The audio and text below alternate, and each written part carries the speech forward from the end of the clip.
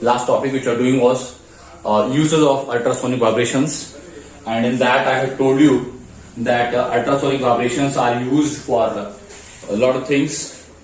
And if you can just recollect, then please I will recommend that while I'm saying, you can say it with me only, or you can write on a piece of paper. What are the uses of ultrasonics? See, I had told that in two categories. One was the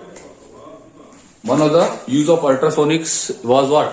First was that they are used for homogenizing milk. So see, one thing is that you learn about the broad category, means the broader classification, and the other is that you remember it regarding, means how you elaborate that thing. Okay, so it is the seventh lecture I am taking, and the seventh chapter and the fifth lecture on that. Okay, so sound.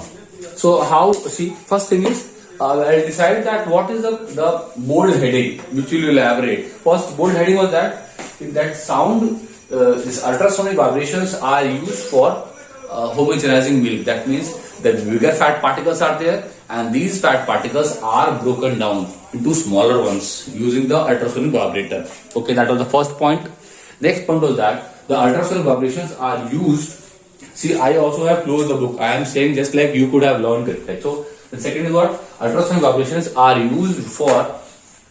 And their second point is they're used in the dishwashing machines. So there are the dishwashing machines. What they are doing? So they are using the detergent and water inside that they are keeping. And what happens? Then ultrasonic vibrators are put on. So with the help of that, what happens? That detergent particles will rub against the utensils. So the detergent particles rub against the utensils. So what will happen then? Then the cleaning of the utensils will be done. Then third point, ultrasonic vibrations are also used where they are used means in the godowns. In the godowns, what happens? In the godowns, to depress the rats. So rats and this cockroaches, these get depressed with the help of ultrasonic vibrations. So what happens then? All the raw materials or the whatever thing is being stored in a godown, that things are safe. So that cockroaches and rats get depressed because of the ultrasonic vibrations. So there you can get depressing or you can say these to drive away the rats and cockroaches. That was the third point. Then fourth point was what? Fourth point was that ultrasonic vibrations are used for the imaging of internal organs. So imaging of internal organs. What does that mean? Imaging of internal organs means whatever the internal body parts, like some fracture is there, some minor crack is there, hairline fracture, these all things. So these minor fractures or cracks, these can be easily be diagnosed. Sometimes you see that the doctor says that I cannot predict on this because the symptoms are not very clear, that whether it is just a sprain or it is a hairline fracture. So for that also the doctor recommends that you please get a ultrasonic image of that. So ultrasonic, that's why they are going for ultrasound. So that one point is imaging of the internal organs of the body. So I think so I have told four. Then next point was that ultrasonic vibrations are used in what other thing? They are used in the relieving body pain, relieving the muscle and joint pain. So how they will relieve the muscle and joint pain? So this also they are using the ultrasonic vibrators to relieve the muscle and the joint pain. This is another aspect. Okay. So relieving the muscle and joint pain is also done by the using of the ultrasonic vibrations. These are the points. Then there is one more heading that I have told, and it was that ultrasonic vibrations are how they are used by animals. So ultrasonic vibrations are used by animals. There is one thing called as Galton whistle. So Galton whistle is used by dogs. So their dogs are not using it, but dogs are trained with the help of Galton whistle so that they can hear a particular frequency. Dogs can hear up to how much? 40,000 hertz. So the range of frequencies that the dogs can hear is up to 40,000 hertz. So that Galton whistle is used to train the dogs. You see that dog squads and all, so many things. So dogs can be trained for that. Okay. So like that, Galton whistle. Then second is what? These are used by bats. Now see, bats go a step ahead also there. Bats, they go till 80,000 hertz range. So bats can they produce these ultrasonic vibrations, and then if that vibration strike some insect and comes back to them, they can locate their prey. Now, interestingly, these vibrations, see, you know what is the audible range that the human beings can hear? They can hear is till 20,000 hertz. So 20 hertz to 20,000 hertz. That range is the sonic range or the sound vibrations. Okay. So sonic vibration range is that only, audible range. So if the vibrations are falling beyond that, so humans and insects cannot perceive it.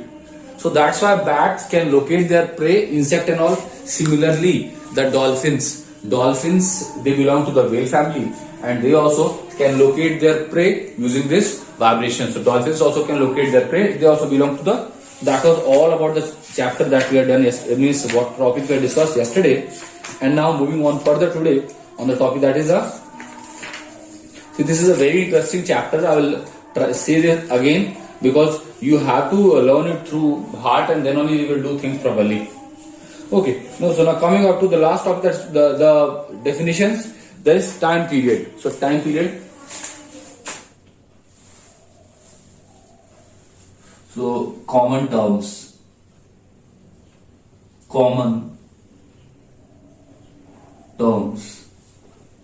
Used in sound. Now see all these terms used in sound. So I had told you about amplitude, then I had told about frequency, then I had told you about this only. Okay. Now, what I'm telling you is now time period.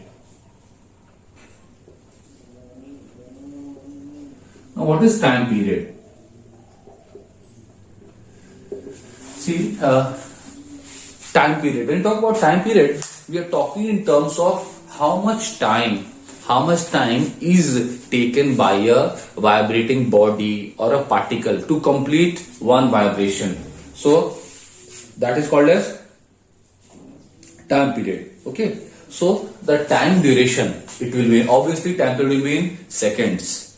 So there is one relationship that comes between time period. So because you keep two things, see, time period is denoted by the capital letter T, and see, one thing is called as frequency that I told you already, that is frequency, this is the time period. See, time period is the time taken for one vibration. And what is frequency? Frequency is the number of vibrations in 1 second. So if you correlate both and see properly, find the relationship between time period and frequency, that is what? That time period into frequency will be equal to 1. See, number of vibrations in 1 second. Sorry, number of time taken for one vibration, and here what? Number of vibrations per second. Multiply this, 1 only will come. Got it? So let me write the definition now for the time period. The time in which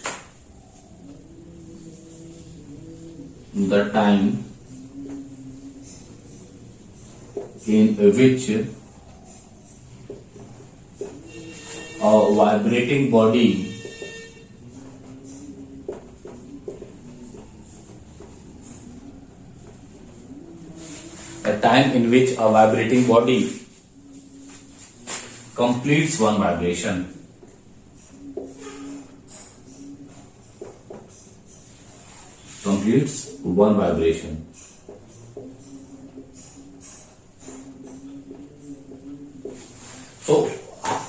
So it can be different to depending on now. So in class 9th you learn about one practical is there for sound, for the time period only, not sound. Time period, that is what simple pendulum one. So simple pendulum, what will be there? So it will be basically it completes one vibration. That is the time period is the time in which a vibrating body completes one oscillation or one.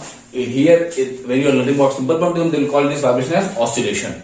Oscillation is to and fro motion. But since we are studying here in the terms of or in the context of sound, so that's why we are calling it vibration.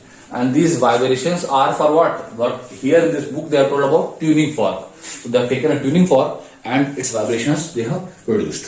So the vibrations, how much time is taken to complete one vibration, it is called as time period. Then see, there is one relationship that exists between time period and frequency. So see how they are saying. You can also get a question in the exam to say that how time period and frequency are related to each other. How time period and frequency are related to each other, or determine or establish a relationship between time period and frequency. So how will be that? This will be like this. So how will proceed? I will be telling you that also.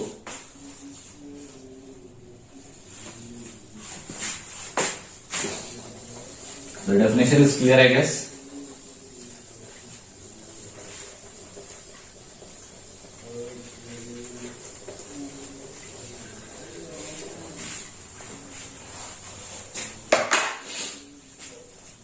See,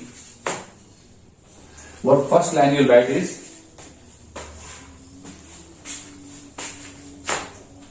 if F vibrations are produced,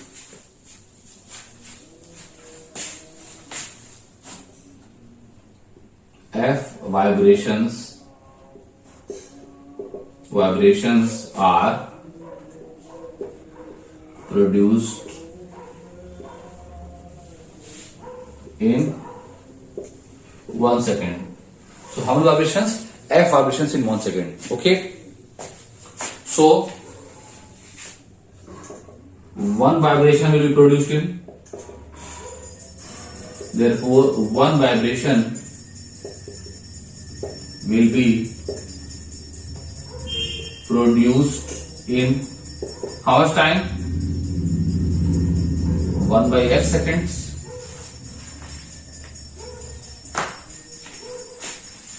And since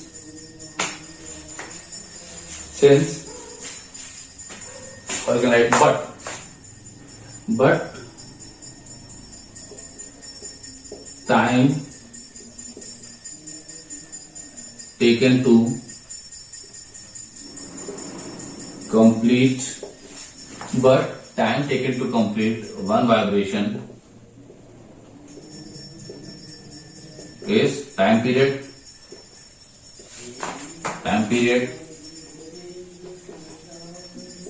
t, therefore t is equal to 1 by f. This implies that t into f equal to 1. Or we can say that time period is equal to inverse of frequency. Or if frequency is known, we can calculate time period. Or if time period is known, frequency can be calculated. Okay? I think so this thing is clear to all. Now see, our next article will be around what? Let me give an elementary introduction on that topic also. It is regarding reflection of sound. See, reflection you already know. Reflection is what? Reflection means bouncing off of that. When you talk about light, because already we have done reflection of light in the previous chapter. That was, no, not previous. This previous chapter was the heat. So prior to heat, the chapter number that was that 7, 6, 5. Lesson number 5 it was. So there we have done the reflection of sound.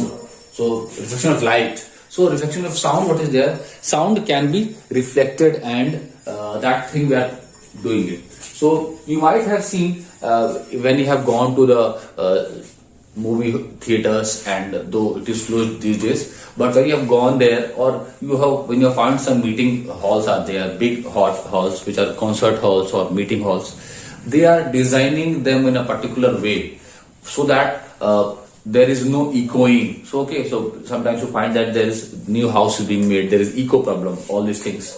Acoustics, that is the study of sound. Acoustics is not proper. So there also they are designing in a proper way so that the sound is not reflected and reflected again. So that all things, sometimes they will use some things like curtains or some false ceilings are there, that will absorb any extra sound. So like all these things, they are designing the buildings. So here we are talking about reflection of sound.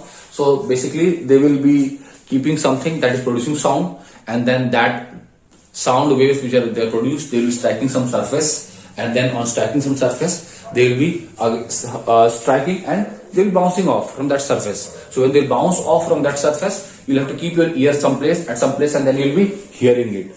And see here in this investigation 7.1, they have used a chocolate box, and chocolate box is made up of a metal. This metal only, you have seen the chocolates are coming like that. Chocolate chips, like these things are coming. So they are using this chocolate box only. So we will do it that way. So, and then see, they are keeping a mechanical wristwatch. So this mechanical wristwatch is basically a source of production of sound. Okay. So we will talk about investigation 7.1 in the next lecture.